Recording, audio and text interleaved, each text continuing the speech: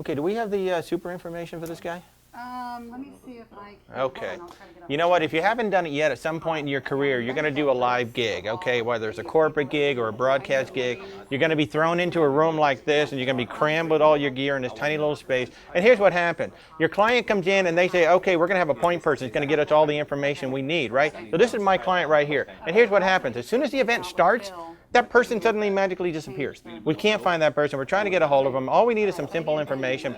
I can't get the information that I need so I can do my job. And then this guy shows up. Who is this guy? I don't know. He might work for the company. He might work for somebody else. I don't know. But as soon as you start editing, there's this guy who gets like drawn in by the monitor, and he starts crowding you in. And you know what's going to happen? Eventually, you're going to get to the point where you just want to scream at everybody and say, get the heck out of my way so I can do my job, and please get me the information. But here's what's going to happen. If you do something like that, and you do it in front of your client, here's what's going to happen.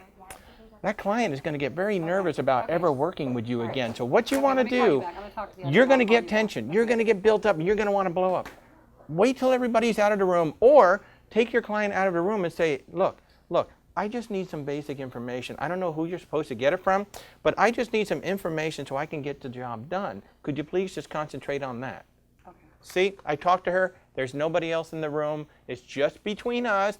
So the next time a client goes to hire her, they're not going to say, don't hire that guy that yelled at us. We really don't need that in the room. So keep it calm, keep it cool, wait for the opportune moment, take a breath.